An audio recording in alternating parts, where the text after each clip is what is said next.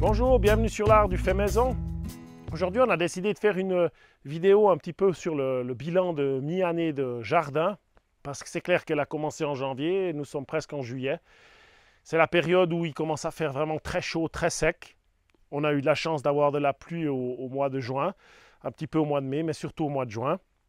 Ce qui a été bénéfique pour les arbres, pour les oliviers, pour les arbres en profondeur, pour nos puits, et puis qui ont révélé aussi la puissance de la nature à ce moment-là, comme cet arbre qui s'est depuis extrêmement développé.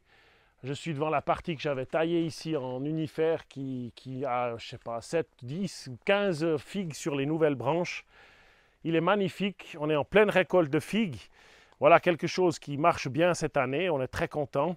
Après, parfois ça ne réagit pas comme je voulais, etc. Mais on aura l'occasion d'en reparler. Mais on va commencer ce petit tour par vous montrer un peu ce qui marche, ce qui ne marche pas, ce qui est magnifique, ce qui est plus difficile, et les challenges et un petit peu les projets, ce qu'on fera un petit peu différemment l'année prochaine. Il y aura sûrement encore un autre bilan en fin de saison, mais on peut déjà tirer quelques conclusions. Ici sur la terrasse du petit jardin, on va commencer par là parce que c'est une partie où on aime beaucoup parce qu'il y a un mur nord, il y a ce grand olivier qui fait de l'ombre.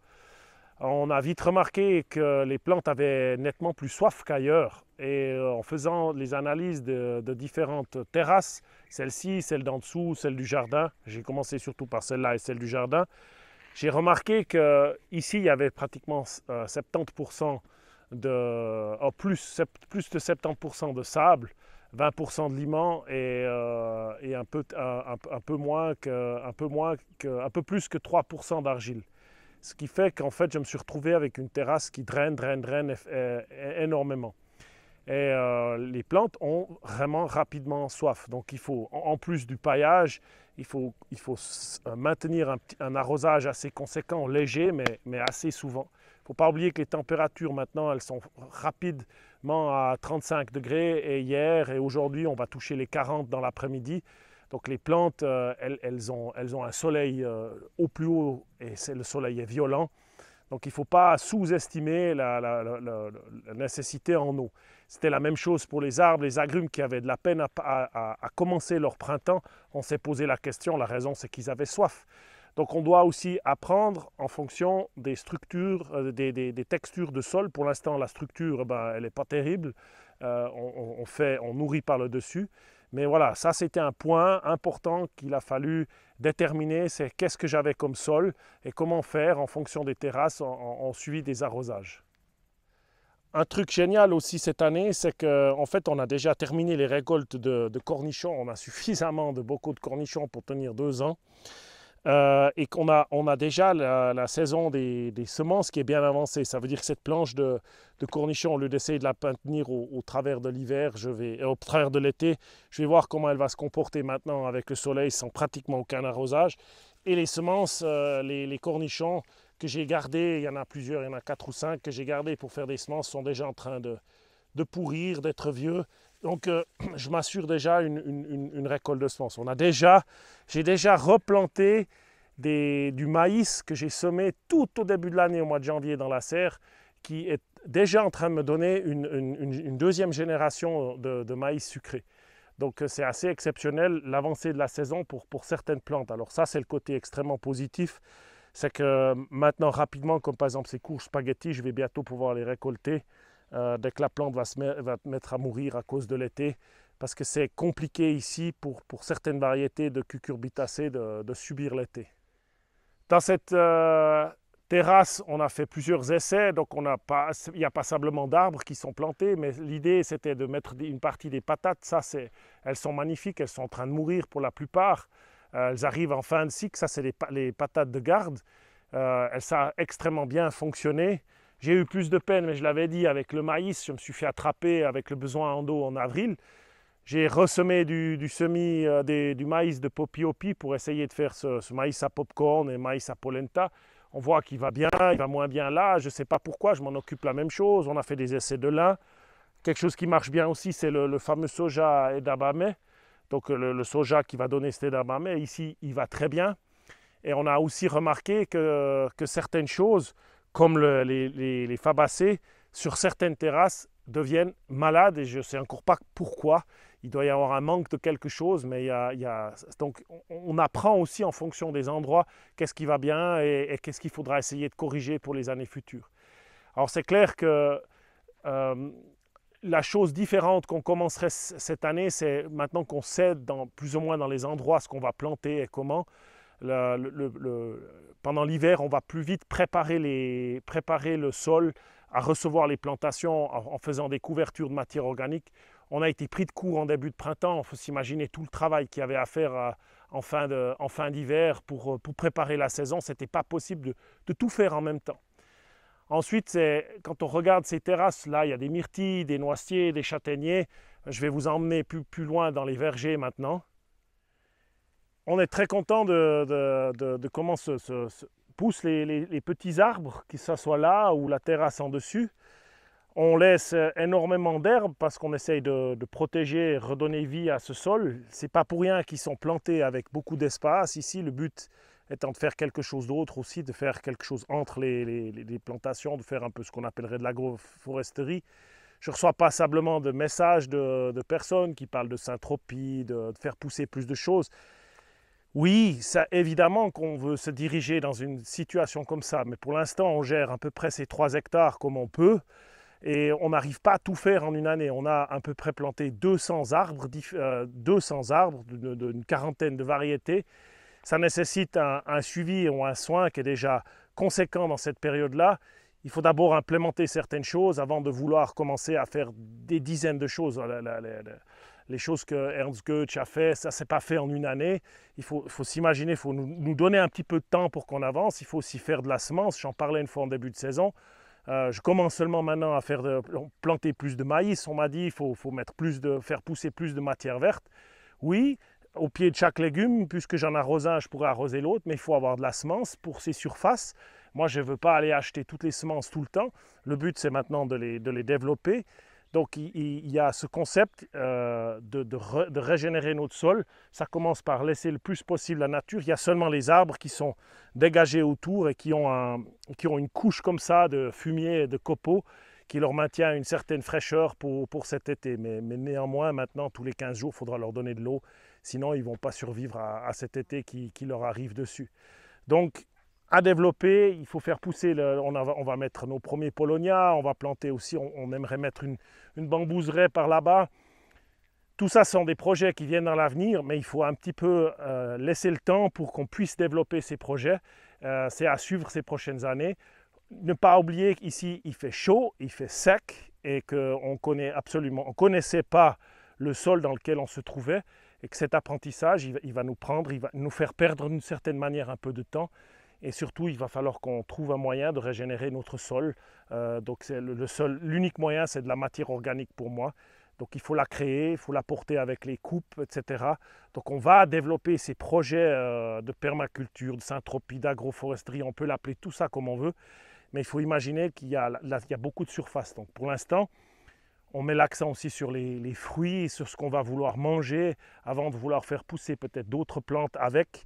C'est ce choix qu'on a fait. Ça nous importe d'être le plus rapidement possible autonome en fruits et en légumes. On a énormément d'aubépines. On est sur le sujet des arbres. On a énormément d'aubépines sur la propriété et j'en découvre toujours des autres. Je suis extrêmement content. Moins quand elles sont qu'un seul pied. Je préfère qu'elles en aient plusieurs parce que je les utilise comme porte-greffe. Cette année, j'ai fait quelques greffes de poires, mais je vais greffer du Nespera. Je vais essayer de faire déjà cet été des greffes d'été dessus et puis essayer d'avoir toujours un pied d'aubépine qui vit très bien avec un pied de fruits. C'est quelque chose que j'apprécie beaucoup. Donc je vais voir comment faire avec celle-ci. Je ne vais pas la couper, c'est un très bel arbre. Et on favorise aussi des pommiers locaux et aussi là, ça donne une sorte de reine Claude. C'est pas une reine Claude, c'est pas un pruneau, c'est assez sauvage. C'est très robuste, ça pousse sur la propriété d'à côté. On nous a ramené des repousses, j'en ai mis quelques-uns. Peut-être ça pourrait aussi faire un porte-greffe pour des abricots, pour des choses qui ont besoin de pieds qui résistent bien à la sécheresse, parce que ça, ce sont des arbres très robustes. Donc on favorise aussi des plantations d'arbres comme ça pour voir un peu ce qui s'adapte le mieux. Bien sûr, on vit dans un environnement qui est assez sec l'été, mais son grand avantage aussi, c'est qu'il y a une énorme variété de fruits qui poussent, et ça, c'est quelque chose qu'on apprécie. Et lorsqu'on aura un sol vraiment vivant et avec une grosse quantité de matière organique, aux endroits déjà où sont plantées les plantes qui nous intéressent, on va restreindre l'arrosage. Et ça, on est conscient, mais ça, il faut du temps pour mettre en place ça. Ce qui a moins bien fonctionné, alors c'est clair, c'est la culture de blé. Le sol trop pauvre, il est trop sec, enfin, planté trop tard. Je me suis trompé complètement sur ce que je pensais avoir, mais ce n'est pas très grave. Il y a Anna, une abonnée de la chaîne, qui m'a contacté, qui va me fournir des graines d'un blé endémique ici au Portugal, qui est peut-être moins productif que les blés modernes. C'était déjà des blés anciens, mais là-bas, c'est vraiment un blé qui a beaucoup d'années, qu'il était semé au Portugal. Et il a des racines pivotantes, beaucoup plus pivotantes. Il se contente aussi de sols plus pauvres. Donc je mets de l'espoir quand même, parce que ça fait partie de l'autonomie, soit pour nous, soit pour les animaux. Ce qui a assez bien fonctionné, c'est le seigle. Donc l'année prochaine, on va recommencer avec le seigle. C'était aussi planté trop tard. Bref, mais ma foi, on a fait ça dans l'urgence quand on pouvait. Et aussi une plante qu'on apprécie beaucoup et qu'on a implantée ici, ce sont les capriers. J'en ai 4. Et depuis qu'ils sont dans de la terre, dans un morceau de terre avec un peu de matière organique et sur des murs, il y en a 3 en haut, et celui-ci, on voit qu'il commence vraiment à se développer. Il est très content de sa situation. Il ne pourrait pas avoir beaucoup mieux. Du sec, jamais d'eau qui stagne à son pied, et du soleil. C'est tout ce qu'il va apprécier, et ça va être cool dans quelques années. Je ne sais pas exactement dans combien de temps, mais on pourra faire du capre au vinaigre, et ça va être vraiment cool. On peut tout de suite voir la différence entre le maïs sucré qui est ici, qui a été planté sur l'endroit où j'ai stocké le compost, le vieux fumier. Il se plaît, il est explosif. Bien évidemment, il a peut-être été planté dans une période plus favorable, je ne sais pas. Mais c'est clair, quand on voit sa couleur par rapport à l'autre et sa grandeur, on se dit que ça pousse bien lorsque le sol est préparé à ça. Ça, c'est un exemple de quelque chose qui a bien marché localement et moins bien marché dans d'autres endroits. On est très content. J'essaierai de faire une ou 2 épis de semences là-dedans. Il est magnifique, c'est comme ça qu'il doit être. Voilà, il y a des choses qui marchent bien à certains endroits, comme ils marchent mal. Comme là, on est dans le jardin en bas où il y a la serre. Et ici, ce que je disais avant, les légumineuses, c'est une catastrophe. On voit très bien que par rapport au soja qui était en haut, le même ici, qui a été planté même avant, il n'a pas poussé, il a des petites feuilles jaunies. J'ai déjà eu ça sur certaines variétés d'haricots, ça jaunit, ça finit par perdre toutes les feuilles. J'ai tout essayé, des purins, j'ai tout essayé, ça n'a pas fonctionné. Alors ça, c'est à tirer au clair. Si quelqu'un a une idée pourquoi mes fabacées jaunissent, se développent pas, elles se développent, elles jaunissent, elles meurent. Peut-être ça pourrait m'aider, parce que c'est la même chose. Même ici pour comment on appelle, le pois chiche. Le pois chiche a de la peine, alors que dans d'autres endroits où il n'a jamais eu une goutte d'eau, ici, quand j'arrose, il a de temps en temps un peu d'eau. Ici, il est en train de devenir un peu jaune, alors qu'en haut, il est beau vert et il est majestueux. C'est quelque chose qui m'échappe, je ne comprends pas encore, mais je n'ai pas encore eu le temps d'étudier vraiment la chose. Alors dans la famille des cucurbitacées, c'est évident, on m'avait déjà dit, j'avais rencontré une personne qui m'avait dit la famille des mochata, comme les butternuts, apprécie beaucoup plus le chaud ici. Alors quand on voit le champ de butternut, maintenant c'est assez tôt le matin, il fait juste à peine 30 maintenant. On ne voit pas encore l'effet que va avoir le soleil là-dessus, mais elles restent toute la journée belles et elles apprécient le soleil. Si je me tourne sur le côté où il y a les maxima, ça c'est des ushikuri, qui sont d'ailleurs pratiquement prêtes à être ramassées bientôt, hein, ça va vite. Mais là, au moment où le soleil va toucher ces feuilles, elles vont vraiment se mettre en mode de protection. Elles n'ont pas soif, elles vont se mettre en mode de protection. C'est la même chose pour les concombres. Donc si je veux faire pousser du maxima ou les concombres, il faut vraiment la prochaine année que je veille qu'elles aient de l'ombre. Alors pour l'instant, on les couvre avec des ombrages la journée pour pas que les fruits brûlent. puisque les feuilles se fanent complètement, les fruits se retrouvent au soleil et ils risquent d'avoir des brûlures. On a déjà des concombres qui se sont mis à cuire, ils doivent vraiment être sous les feuilles.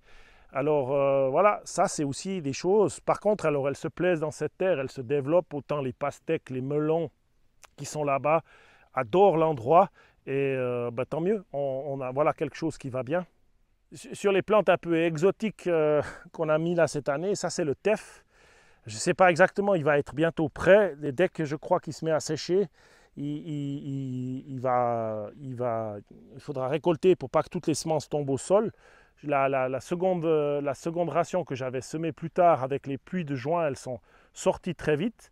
Ça grandit vite, ça fait une dizaine de jours que l'herbe est sortie comme ça là à côté. Je ne sais pas trop, je vais essayer aussi d'en moudre, hein, de passer ça dans mon moulin à pierre. Je ne sais pas, j'ai vu les semences, c'est minuscule. Je verrai ce que ça va donner, mais c'est une superbe plante. Les asperges vont bien, donc on est content. Il y en a certaines qui ont un peu plus de peine, mais je pourrais même en remplacer si jamais j'en ai encore. Mais les asperges partent maintenant, ça c'est super. Elles se plaisent dans ce sol. Et la sylphie qui est là-bas derrière a un peu plus de peine que ce que je pensais, mais elle va s'établir. Il ne faut juste pas que j'oublie de l'arroser. C'est une plante qui la première année a besoin de passablement de soins et ça va aller déjà l'année prochaine. Je sais, c'était pas idéal. Effectivement, je l'ai un peu abandonnée au printemps en pensant qu'elle allait se débrouiller un peu plus seule. Et avec le mois d'avril sec, je me suis fait attraper aussi avec elle. Mais là, elle donne le tour, elle part gentiment. Alors quelque chose qui est incroyable ici, ce sont les poivrons. On a déjà commencé la récolte, elle s'intensifie. Ils sont à l'ombre, heureusement. Hein. Et on voit qu'ils se plaisent extrêmement bien. Les récoltes sont déjà abondantes pour les padrones, etc. Et on commence juste la saison, en fait. Ils vont peut-être être un petit peu plus calmes en été parce qu'il va faire très chaud. Donc ils ont plus de peine à fructifier, donc à polliniser leurs fleurs. Mais ça promet des récoltes exceptionnelles. Ça, c'est vraiment quelque chose de génial. On est très content. C'est la même chose pour les aubergines. Elles vont vraiment bien. Elles ont déjà on a mangé déjà pas mal d'aubergines. Il y a eu une petite pause. On va en parler après dans la serre de ça. Donc, elles ont été touchées par des acariens, ce qui fait qu'il y a eu des pertes de fructification. Mais dehors, elles vont très bien, elles profitent maintenant de la chaleur et ça promet des récoltes qui vont être abondantes et très belles, c'est vraiment cool. Alors quelque chose cette année qui ne s'est pas passé comme on pensait, ce sont les tomates. Malgré qu'on a déjà récolté passablement de tomates et qu'on en mange depuis longtemps, on a été attrapé par cette Tuta absoluta, la mineuse de la tomate, qui a décimé nos plants de tomates. On n'a rien pu faire. On essaye toujours de gicler sous les feuilles, mais ça fonctionne un peu, mais pas toujours. J'ai maintenant des pièges à phéromones qui doivent arriver parce que ce n'est pas possible de gérer autrement ces problèmes. Ça décime les plantes. C'est vraiment un fléau, on ne peut pas l'appeler autrement. Elle a pas ses prédateurs ici, elle n'est pas originaire d'Europe. Mais voilà, on s'est fait attraper avec les tomates, c'est bien dommage. Malgré tout, on en a encore dehors. Elles sont moins touchées à l'extérieur, mais elles ne sont pas nécessairement belles parce qu'elles ont été touchées sur les petites feuilles. J'en ai en haut, comme vous avez vu. Là, la Tuta absoluta n'est pas encore allée vraiment. Je surveille tous les jours les feuilles. Je vais essayer de mettre ces pièges à phéromones parce qu'une fois qu'elle aura fini avec les tomates, elle va s'occuper en priorité des aubergines et des poivrons. Elle mange toutes les solanacées. Donc c'est vraiment quelque chose, je ne sais pas comment on va faire les années prochaines. Je vais aussi planter les dernières tomates de l'année sous des filets de protection à insectes parce que j'ai quand même envie de prolonger la saison des tomates. Mais ça, c'est le point un petit peu où on s'est fait attraper. Elles ont été décimées. C'est impressionnant, ça fait pitié à voir, mais parfois c'est la vie, il faut apprendre. Hein.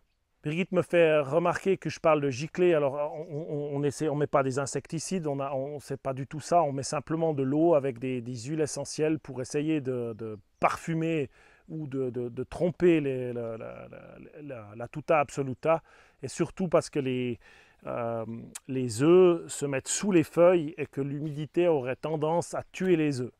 Alors c'est pour ça, je voulais juste préciser, on n'est pas en train de gicler avec n'importe quoi, c'est juste de l'huile essentielle d'ail essentiellement, et puis de l'eau pour essayer de diminuer la pression des œufs.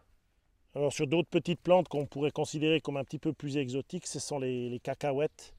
On en a mis pas mal, c'est quelque chose qui a l'air de se comporter, qui a l'air d'aimer le chaud bien évidemment. Le sésame, on avait déjà fait des essais, mais là il pousse bien dehors quand il n'a pas été dévoré par des sauterelles. Mais elles sont vraiment magnifiques ces plantes.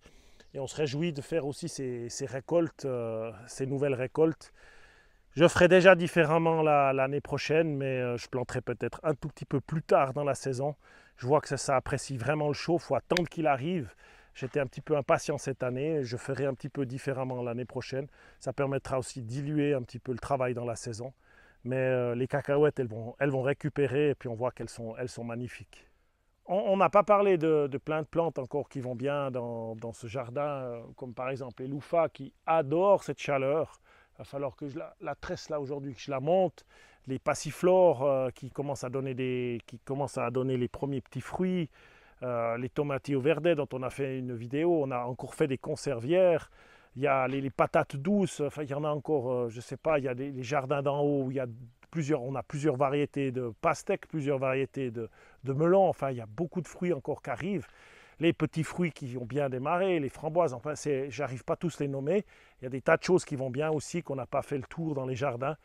Donc c'est cool, on a diversifié suffisamment pour avoir déjà des petits résultats cette année, on est très content. En conclusion, on a un jardin qui est, je trouve, assez beau malgré les problèmes qu'on a.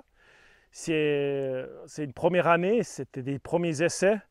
On va avoir des récoltes abondantes dans certaines choses, ça va être plus difficile dans d'autres. Il faut accepter qu'il y a des challenges. Il faut se battre pour essayer de lutter contre ces challenges. Il faut essayer de corriger pour l'année prochaine.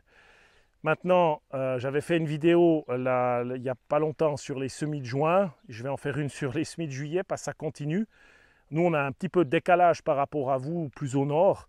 Mais c'est sûr que maintenant, on va gentiment rentrer dans la seconde partie de l'année de jardin. Il va falloir faire tout aussi bien que celle-ci, voire essayer de faire meilleur. Déjà de corriger certaines choses. Et il faudra profiter de cette saison pour préparer l'autonomie de la fin d'année. Alors voilà, on voulait faire un petit peu un bilan. Il y a beaucoup de choses qui vont bien, des choses qui ne vont pas bien. Dans l'ensemble, on n'a pas faim, on récolte assez parce qu'on a planté assez. J'ai déjà appris de l'hiver passé, quand toutes nos salades se faisaient manger par un ver qui est ici à profusion. Ma foi, il faudra le temps pour qu'il se régule. J'ai pensé à ça, j'ai semé beaucoup, j'ai pris les devants et j'ai eu bien raison. Il faut souvent ne pas sous-estimer ce qui peut arriver dans votre jardin. Voilà, je vous souhaite en tout cas, j'espère que l'été va bien chez vous, que les récoltes commencent à être abondantes et puis que vous préparez gentiment votre jardin pour l'hiver. À tout bientôt, au revoir.